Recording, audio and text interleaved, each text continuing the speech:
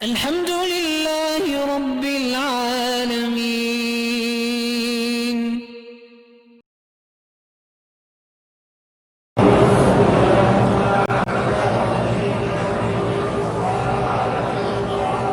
مرزائی کہتے ہیں کہ تم کہتے ہو کہ 14ویں صدی میں امام مہدی آئیں گے. 14ویں صدی گزر گئی، مہدی ہم کب کہتے ہیں کہ 14ویں صدی میں آئیں گے؟ یہ بات بھی انہوں نے خود گھڑی ہے نا، جیسے نبوت گھڑی ہے، یہ بات بھی خود گھڑی ہے. ہم نے تو کبھی نہیں کہا کہ ہم نے تو کہا امام مہدی آئیں گے. یہ تو کبھی نہیں کہا 14ویں میں ہوگا، 15ویں میں ہوگا، کل ہوگا، پرسوں ہوگا. یہ بھی مرزا نے بات گھڑی ہے. کہتے جی ہر ملک والے مغرب کی طرف رخ کر کے، ہر ملک والے تو مغرب کی طرف رخ نہیں کرتے. یہ تمہیں غلط فہمی ہے. مکے والے تو کدھر رخ، سامنے کعبہ ہے، چاروں طرف رخ کرتے، پھر مغرب کی طرف رخ تو نہ رہا. اور قرآن میں ہے کہ لیس البر ان تولوا وجوہکم قبل المشرق والمغرب، مشرق یا مغرب کی طرف منہ کرنا کوئی نیکی نہیں. نیکی تو اللہ کا حکم ماننے کے نام. یہ تم نے خود مسئلہ گھڑ لیا ہے کہ سب مغرب کی طرف رخ کرتے ہیں. کوئی مدینے سے آپ نماز پڑھیں گے، آپ کس طرح رخ ہوگا آپ کا؟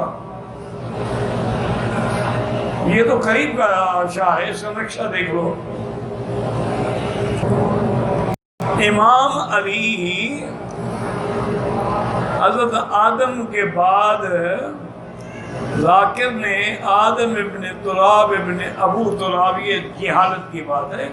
حضرت علی کی تو کنیت ہے ابو تراب، نام تو نہیں ہے. ادھر کہتے ہو مولا علی ہے، ادھر کہتے ہو آدم کا بیٹا ہے مٹی سے. ایک بات تو کرو نا، جھوٹا جھوٹا ہی ہوتا ہے.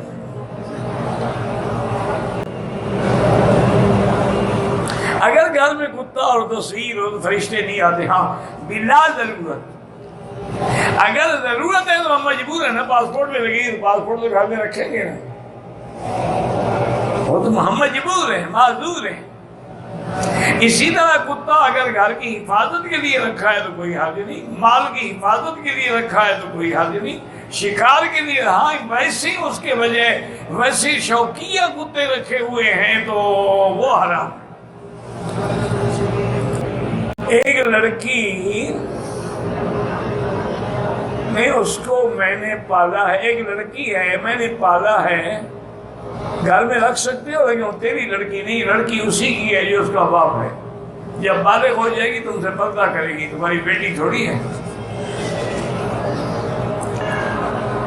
سبحان اللہ. ہم ہر فرض نماز کے بعد، ہاں فرض نماز کے بعد باقی دعا ہے، ہاتھ اٹھا کے مانگو جائز ہے، بغیر ہاتھ اٹھائے مانگو جائز ہے. اس میں لڑائی نہ کیا کریں، یہ مستحب کے مسئلے ہیں. نہ فرض ہے نہ واجب ہے کہ آدمی لڑے.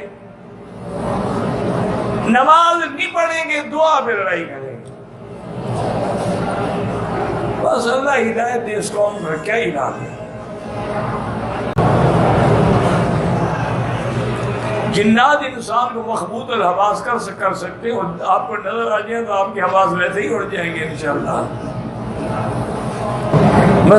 طائف میں 2 مسجدیں ہیں، ایک مسجد حضور کی اور ایک حضرت علی کی. بالکل غلط کہہ رہے ہیں آپ. نہ وہاں حضور کی مسجد ہے نہ حضرت علی کی، وہاں تو مسجد ابن عباس ہے. باقی ہم نے خود گھڑ لی ہے نا. حضور طائف میں رہتے تھے کہ مسجد بنائی تھی. اور خدا کا خوف تو کرو نا. آخر اللہ نے عقل بھی دیا ہے کہ نہیں دیا ہے، اس کو بھی تو استعمال. حضور تو طائف میں دعوت دینے کے لیے گئے تو آپ کو نعوذ باللہ انہوں نے طائف سے نکالا اور پتھر مار مار کے آپ کے پاؤں زخمی کر دیے. پھر حضور طائف میں گئے جب مکہ کی جنگ ختم ہو گئی، حنین کے موقع پر فتح ہوئی تو آپ نے جیرانہ میں کیا. ہم فرمایا طائف میں تو آپ رہے نہیں، مسجد کیوں بنائی؟ ہمارے لوگ ہیں ماشاءاللہ عجیب ہیں، اللہ ہدایت دے. میں پتہ نہیں دبئی میں رہتا ہوں، مساجد میں لوگ بچوں کو لاتے ہیں، لباس پہ تصویریں بنی ہوتی ہیں، ان کو بس پیار سے سمجھائیں اور کیا کر سکتے ہیں. مانتے ہیں آج کل لوگ، اپنی طرف سے پیار سے سمجھائیں اور خود ایسی جگہ کھڑے ہوں جہاں تصویروں پر آپ کی نظر نہ پڑے.